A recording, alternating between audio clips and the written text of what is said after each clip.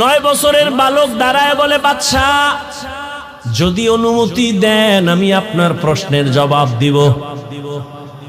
বাদশা হারুন রশিদ খুশি হয়ে কয়, দেও কই লইব না, সিস্টেম অনুযায়ী সামনে নিয়ে আসেন। বাচ্চা 9 বছরের বালক কয়, জবাব দেওয়ার আগে আমার কথা আছে। বলো কি? কয়, যে প্রশ্ন করে সে বড় না যে জবাব দেয় সে বড়? বাদশা হারুন রশিদ কয়, জবাব দেনেওয়ালা তো খানিকটা বড়। কয়, বেয়াদবি মাফ কইরা আমারে সিংহাসনে বসায় আপনি নিচে আসেন। বাদশা হারুন রশিদ তিনি একদিন রাস্তার রাজপ্রাসাদে অনেক বড় বড় আলেমরে দাওয়াত দিলেন। ওলামায়ে কেরামের কাফেলা চলে আসলেন হারুন রশিদের রাজপ্রাসাদে। সুন্দর মেহমানের আপ্যায়নের ব্যবস্থা করলেন। ওলামায়ে কেরাম আপ্যায়িত হলেন, সব খাইয়া লইয়া তো আলেম গুজি গায়ে, এই হুজুরেরা কেমন খাইলেন? আলহামদুলিল্লাহ। মেহমানদারি ঠিকঠাক হয়েছে? বলে আলহামদুলিল্লাহ। তো আপনাদের ডাকছি, জিগাইবেন না কেন ডাকছি? জি বাদশা মহারাজ, কেন ডাকছেন? কয়, বেশি আমার একটা জিনিস জানার জন্য ডাকছি। কি? আমাকে আপনারা সমস্ত আলেমরা বলবেন, আজকে আমাকে ফতোয়া দিয়া যাবেন। আমি বাদশা হারুন রশিদ, আপনারা চিনেন তো? কাহা চিনি। আমাকে বলেন আমি জান্নাতি নাকি আমি জাহান্নামী, বাস এটার ফতোয়া দিয়া যাবেন, আর কিছু না।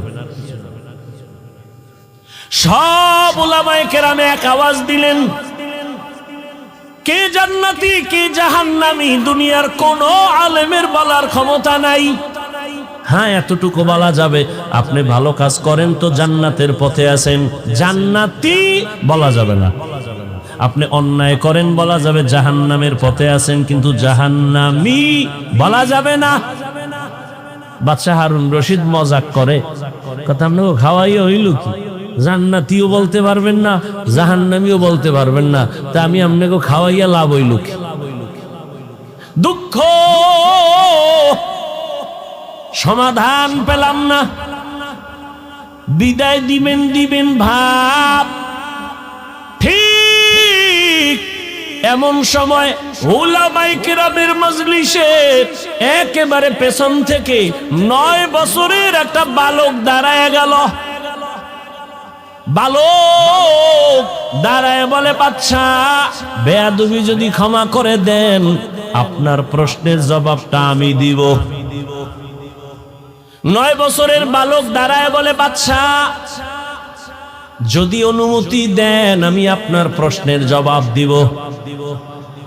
বাদশা হারুন রশিদ খুশি হয়ে কয়, দেও কই লইব না, সিস্টেম অনুযায়ী সামনে নিয়ে আসেন। উজিরে আজম তাড়াতাড়ি বাচ্চাটাকে সামনে আনো। 9 বছরের বালক দাঁড়ায় কয়, বাদশা প্রশ্নটা আবার করেন। প্রশ্ন হলো, আমি হারুন রশিদ জান্নাতি না জাহান্নামী?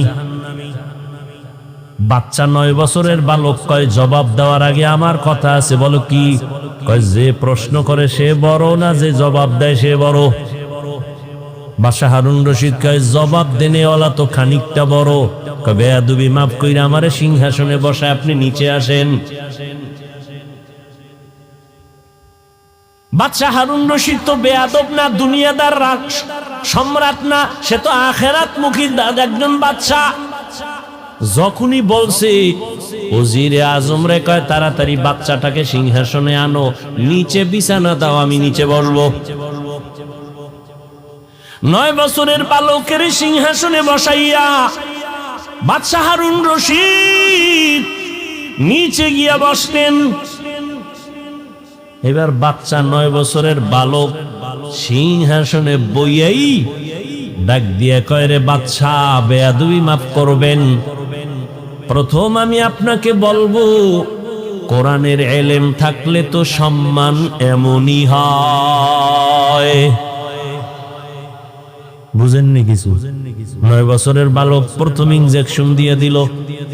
কোরআনের ইলম থাকলে তো সম্মান এমনই হয়।